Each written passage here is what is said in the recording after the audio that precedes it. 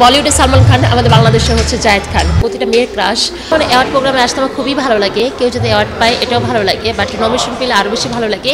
তো সোনার Bangla success award 2024 award প্রোগ্রামে এখানে হচ্ছে তারার মেলা।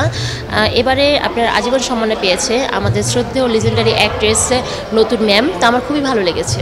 যারা যারা অ্যাওয়ার্ড পেয়েছে অবশ্যই গুণীজন বিজ্ঞ মণ্ডলীর ধারায় এখানে অ্যাওয়ার্ড দেওয়া হয়, তো তাদের প্রতি আমার মানে আজীবন শ্রদ্ধা ভালোবাসা আছে, কারণ তারা হচ্ছে লিজেন্ডারি বাংলাদেশে।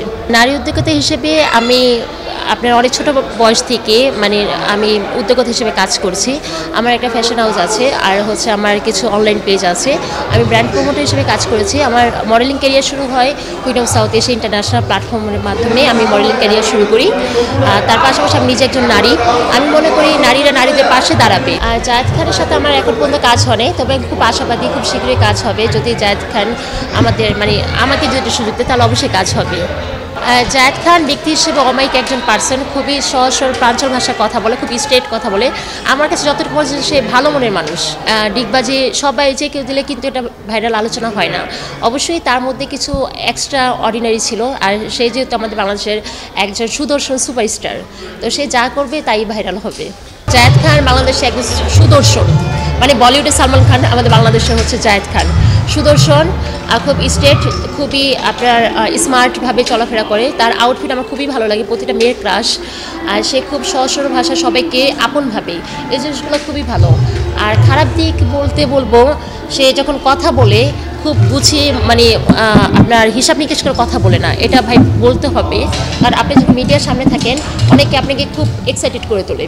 তো আমি বলবো যে যখন আপনি কথা বলেন ভাই একটু বিবেচনা করে কথা বলবেন। তো আমি বলবো যার একটা পার্সোনাল ইস্যু, তারপরেও হচ্ছে সিক্রেট এবং প্রাইভেট দুইটা বুঝতে হবে, কোনটা সিক্রেট কোনটা প্রাইভেট। বাট আপনারা যে ওপেন সব কিছু করেন, মানে খেতে বসে লাইভে আসেন, তারপর ওয়াশরুমে গেছে লাইভে আসেন, এটা থেকে একটু বিরত থাকলে হয়। আর সুগার ডেটে বিয়ে করা বা তাকে নিয়ে হইহুল্লো করা, এটা অ্যাকচুয়ালি কি আমাদের একটা মানে রুচির দুর্ভিক্ষ একটা ট্রেন্ড চালু হয়েছে। তো আমি মনে করবো যে এটা টোটালি একটা রুচির দুর্ভিক্ষ। কারণ একজন সুগার ড্যাডি সুগার মাম্মি এটা না অ্যাকচুয়ালি মানে বেমানান। তবে আমি মনে করি সুগার ড্যাডিদের পিছনে না সময় ওয়েস্ট করে তুমি নিজে কাজ করো। কারণ এখন হচ্ছে নারীদের অনেক বড় একটা প্ল্যাটফর্ম।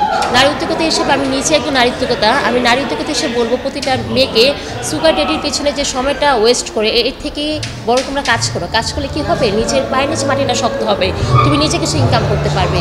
তো ট্রলিং জিনিসটা বন্ধ হয়ে যাবে, ট্রলিং জিনিস আমাদের বন্ধ করতে হবে। আর না, প্রেম হয় নাই, তবে দেখি আমার তরুণ ভক্তরা কারা আছে আমার সাথে প্রেম করার জন্য। মানে এখন তো ফেসবুকের অনলাইন দেখা যায় একটা মেয়ে সুন্দর হলে অনেক ফ্রেন্ড রিকোয়েস্ট হয়, আর যেহেতু একটু সেলিব্রিটি হলে অনেক প্রেমের অফার থেকে বেশি আমি বিয়ের অফারটা বেশি পেয়েছি। না, বিয়ে করতে চাইলে অবশ্যই মিডিয়ার বাইরে করবো, কারণ দুইটা মানুষ একসাথে কাজ মানে বন্ডিংয়ের উপর ডিপেন্ড করে। আমার কথা হচ্ছে সে ভালো মানুষ হতে হবে, অবশ্যই সময় দেবে। কারণ দেখা যায় কি মানুষের সম্পর্কটা ভেঙে যায়, সময় দেয় না। তো আমি প্রতিটা মানুষকে বলবো আপনার প্রিয় ব্যক্তিকে একটু সময় দেন, সময় দিলে সম্পর্ক ঠিক হবে। এবং আমি এটা প্রেফার করি যে আমার যে মনের মানুষ সে অবশ্যই আমাকে সময় দেবে। ছোটোবেলা থেকে একটু ক্রাশ ছিল তাহসান আমাদের সিঙ্গার অলরাউন্ডার। হ্যাঁ, তাহসান খান আমার ছোটোবেলা থেকে খুব ফেভারিট। আমার মানে তাহসান টাইপের ছেলে ছোটোবেলা থেকে খুব পছন্দ। দর্শকদের উদ্দেশ্যে একটা কথা বলবো, ভালো মন্দ সবার ক্ষেত্রেই হয়ে থাকে, শুধু মিডিয়ার জন্য যা ট্রোল করবেন বা ট্রোলিংয়ের শিকার হবেন এর থেকে বিরত থাকবেন। অবশ্যই ইতিবাচক কথা শুনবেন, ইতিবাচক কথা বলার চেষ্টা করবেন, পজিটিভিটি থাকবেন, আর সবাইকে ভালো রাখবেন।